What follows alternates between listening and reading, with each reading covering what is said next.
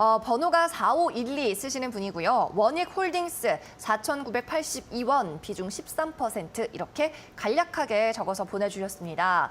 자, 저희가 오전장 합종목 시간에 앞서서 원익 IPS를 또 봤어요. IPS는 좀 가격 매력도가 있다라고 하셨는데 지주사는 어떻습니까? 네, 일단 원익홀딩스를 좀 본다라고 한다면 일단 뭐 지주사에 대한 밸류라던가 이런 것들도 이미 반영될 부분들은 다 반영이 되었다라고 좀 보여지기 때문에 이제 나쁜 상황은 아니다라고 일단은 설명을 드릴 수 있을 것 같습니다. 다만 지금 매수하신 가격대 자체가 워낙에 좀 높은 가격이다 보니까 이러한 부분들이 좀 걱정이 좀 많이 좀 되실 것 같아요. 그래서 특히나 지금 가격대를 3,530원 정도로 지금 진행이 되고 있는데 지금 매수하신 가격대가 거의 5,000원에 좀 육박하는 상황입니다. 그러다 보니까 지금 손실도에 대한 부분들이 좀 피로감이 좀 상당히 좀 많이 쌓였을 거다라고 좀 생각이 듭니다. 그래서 일단 지금 매수가에 대한 부분들과 이런 것들을 좀 체크를 해 보았을 때 일단 이거는 뭐 기업에 대한 앞으로에 대한 전망이라던가 이런 부분들보다는요. 기술적인 분석을 좀 먼저 보시는 게 좀 좋으실 것 같습니다. 그래서 일단 뭐 원익홀딩스 같은 경우에는 뭐 지주사적인 그런 관점이라던가 이런 것들도 있지만 특수가스 장비 사업을 하는 업체다라고 또 보실 수도 있을 것 같아요. 자, 특히나 원익홀딩스 같은 경우에 일단 이익률 자체가 좀 많이 좀 큰 폭으로 좀 하락을 한 그런 상황입니다. 그래서 일단 반도체 업황도 업황이고 원익이 지금 하고 있는 그룹에 대한 부분들이 반도체에 대한 부분들이 당연히 좀 좋지 못한 흐름들을 계속해서 나타나고 있기 때문에 원익홀딩스 역시나 이런 것들에 좀 동조를 했고 그리고 나서 저점에서 좀 어느 정도 다시금 좀 위쪽으로의 좀 상단으로 좀 올라오는 부분이다라고 보시면 될 것 같습니다.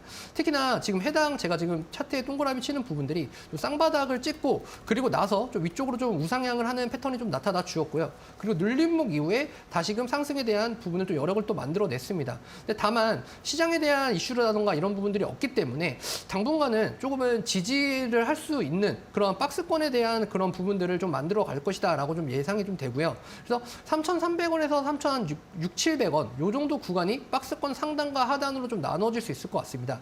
자, 그렇기 때문에 원익홀딩스 지금의 관점에서 좀 오랫동안 상당히 좀 끌고 오신 것 같아요. 그래서 이 부분을 지금 당장에 좀 어떻게 해결할 수 있냐라는 부분들보다는 지금에서는 좀 비중에 대한 부분을 어느 정도 좀 늘려가 보시는 것도 좀 하나의 방편이고요. 아니면 원익홀딩스가 아니라 원익의 좀 같은 계열사인 조금은 좀 가볍게 움직일 수 있는 원익 QNC나 좀 전에 설명드렸던 원익 IPS 이쪽으로 좀 눈을 돌려보셔도 좀 좋지 않을까라는 생각이 좀 듭니다. 그래서 뭐 내년 한 봄쯤이 될 수 있겠지만 내년 한 1월에서 2월 이쪽에서 넘어가는 시점에서 3,600원 구간을 돌파에 대한 여력을 좀 마련하지 못한다라고 한다면 내년 상반기까지는 3,700원 정도 이제 하단에서 계속해서 좀 어느 정도 박스권에 대한 좀 지지부진한 그런 흐름을 좀 이어갈 수 있을 거다라는 좀 관점으로 좀 설명을 드릴 수 있을 것 같습니다. 그래서 정리를 해드린다라고 한다면 원익홀딩스 지금 가격에서 추가적으로 매수에 대한 여력을 뭐 예를 들어서 물을 타시거나 평단가를 낮추시는 것보다는요 원익에 대한 다른 그룹사에 대한 계열적으로의 변환이라던가 이런 부분을 좀 크게 좀 생각을 하셔서